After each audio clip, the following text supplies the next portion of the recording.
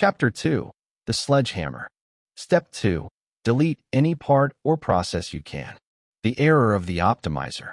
The most common mistake made by smart, hardworking people is a simple one. They try to optimize things that shouldn't exist. In the corporate world, this looks like a manager who spends 3 weeks creating a complex, color-coded spreadsheet to track a metric that nobody actually uses. In your personal life, it looks like spending $500 on a high-tech smart fridge to help you manage your groceries when you actually just need to stop buying so much food that you don't eat.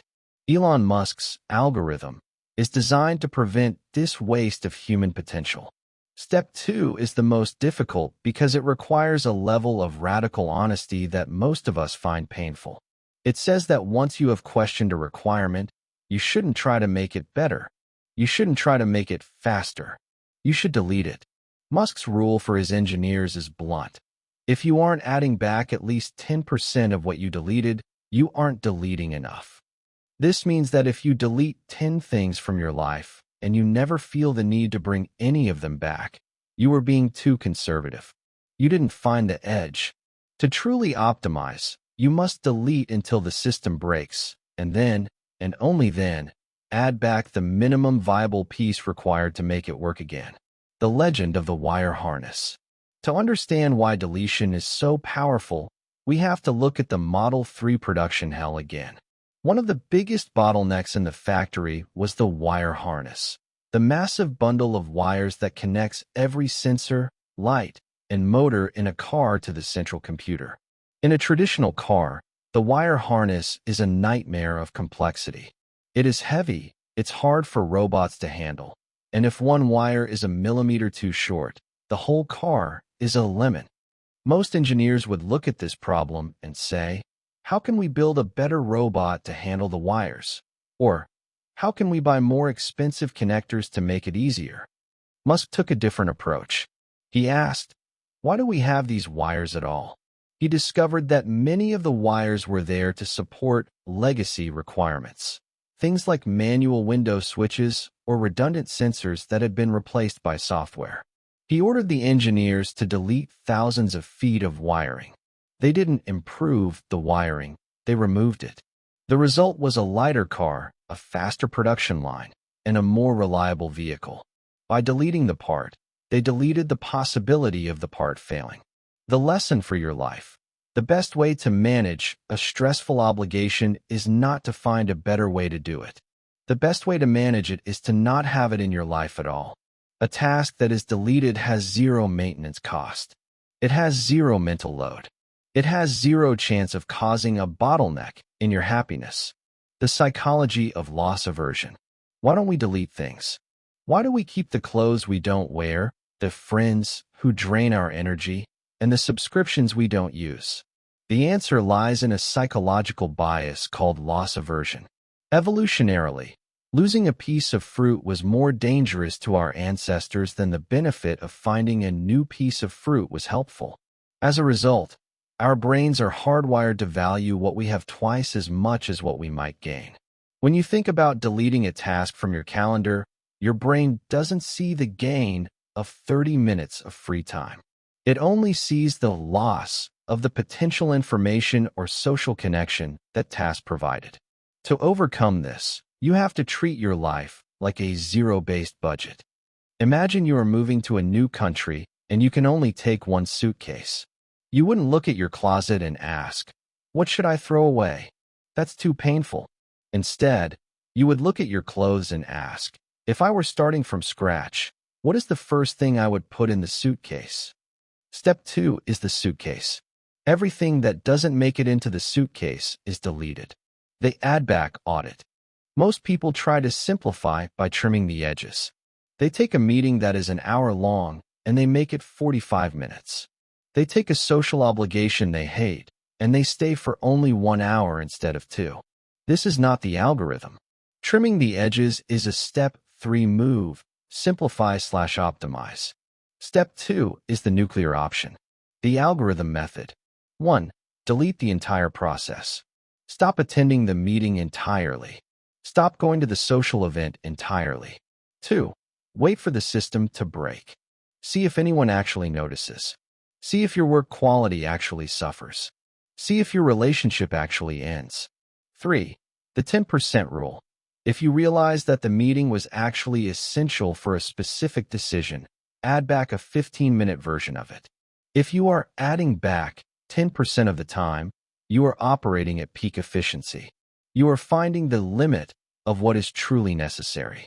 If you never have to add anything back, you are still carrying dead weight that you haven't even identified yet. Social deletion. The courage to be unproductive.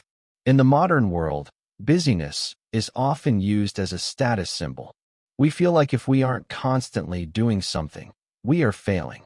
This leads to what I call shadow work. Tasks that look like work but produce zero value.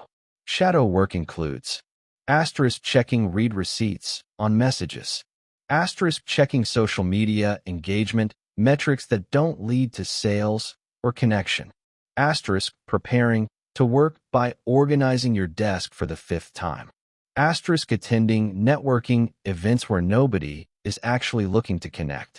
Deleting shadow work is terrifying because it forces you to face the void. When you delete the busy work, you are left with the actual work, the hard, creative, or emotional labor that actually moves the needle. Most people keep the shadow work because they are afraid to find out that they don't have enough real work to fill their day. But an engineer knows that idle time is a feature, not a bug. Idle time is when the processor, your brain, cools down and prepares for the next high-intensity launch.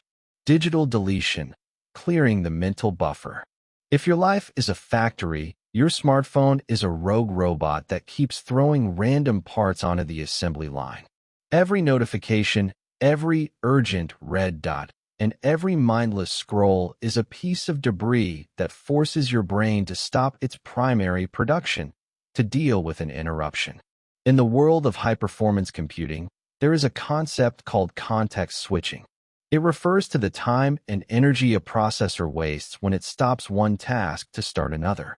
For humans, the cost is even higher. Research shows it can take up to 23 minutes to regain deep focus after a single interruption. The digital sledgehammer. Most productivity gurus suggest turning off notifications. The algorithm suggests deleting the app. If the app is on your phone, you are optimizing your access to a distraction. The social media purge. If you use an app primarily for scrolling rather than creating or connecting, delete it from your phone. If you truly need to check it, do it on a desktop computer. This adds friction to a dumb process, which is the first step toward deleting it for good. The notification ghost. If you have more than 5 apps allowed to send you push notifications, your system is poorly engineered. Only humans, SMS, calls, direct messages, should have the right to interrupt your biological processor. Everything else is a ghost. The physics of clutter, physical deletion. Every object you own is a silent request for your attention. This is not woo-woo philosophy. It is the law of entropy. Objects require cleaning, repairing, organizing, and mental tracking. In a SpaceX hangar, there is no junk drawer. There are no boxes of maybe useful scrap. Everything on the floor is either part of a rocket or a tool to build a rocket. Everything else is a fire hazard or a bottleneck. The 1 in, 2 out rule. To reverse the entropy of your home or office, you must be more aggressive with deletion than with acquisition. For every new item that enters your system, 2 must be deleted. Buy a new pair of shoes? Delete 2 old ones.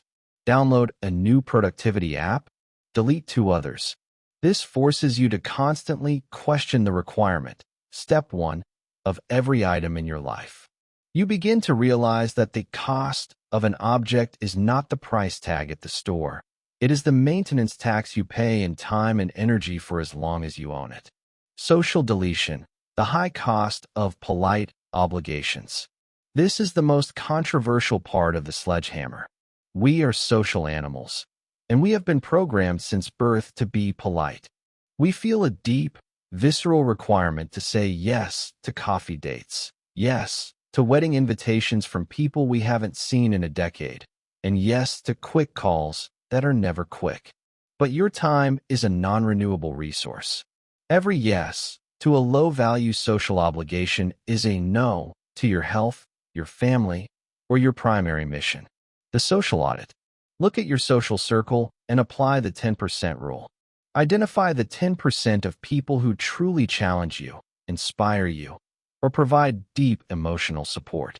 Identify the 10% of people who leave you feeling drained, criticized, or bored. Delete the bottom 10%. Stop responding to the vampire texts. Stop attending the events that make you check your watch every 5 minutes. Will people be upset? Perhaps. But as an engineer of your own life, you must realize that you are not responsible for the uptime of everyone else's social life. You are responsible for the mission-critical systems of your own. Exercise. The 48-hour radical subtraction experiment.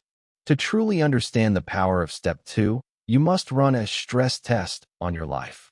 For the next 48 hours, I want you to act as if you are in emergency production mode. Identify the fiberglass mats. Find 3 tasks you do every day that feel like work, but don't actually move your goals forward. Examples: checking news sites, clearing your inbox to 0, over-researching a simple purchase. The absolute delete. For 48 hours, simply stop doing them. Don't tell anyone. Don't find a replacement habit. Just stop. Monitor the break. Does your career collapse? Does your house burn down? Does your spouse leave you? The 10% review. After 48 hours, look at the damage.